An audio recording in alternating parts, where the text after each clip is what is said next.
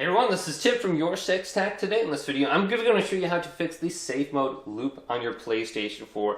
Now, if everything else fails, you do have the option to go onto Amazon and buy like a $30 or $40 hard drive, and you can even upgrade it to like an SSD so it runs much quicker, and then all your games will load much faster.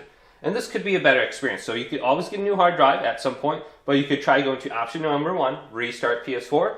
Then you can go to option number 2, change resolution, and the PS4 will restart. After restarted, select the video output resolution. Now this could also just help you get to like the home screen on the PlayStation 4. So you're going to bypass safe mode and then you'll launch directly into the PlayStation 4 login screen. But you will have to pick the video output resolution before you do that. So you can try going to option number 2. Then you can go to option number 3, system software. Then you go to update using the internet to see if getting a new copy of the system firmware will help your situation.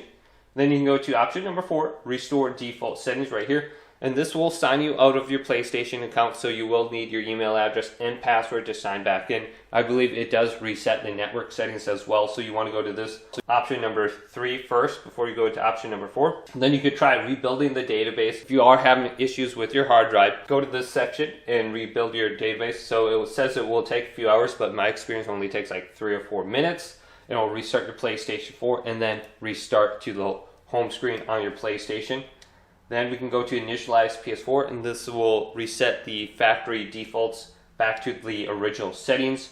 So it'll be like you just bought your PlayStation 4. It'll wipe all the data, all the user data, and all the game data from your PlayStation, and it will be completely new. So that is a last resort option right there, number 6. And option number 7 will work if option number 6 does not. You have to go on to PlayStation.com and download the system software onto a USB stick, and then go to this section and press OK. And when you initialize your PS4, you're also going to be getting a new copy of the system firmware. So you can go to OK right here. Also, you can try unplugging your PlayStation 4 from the wall outlet completely for at least 20 minutes and then plug it back in.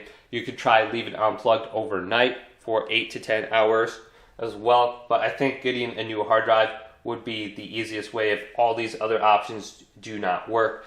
Hard drives are inexpensive nowadays, only like 30 or 40 bucks for a decent one. So hopefully this video did indeed help you out. If it did, leave it a big thumbs up and subscribe to my channel down below for more tech videos coming up next on YourSixTech.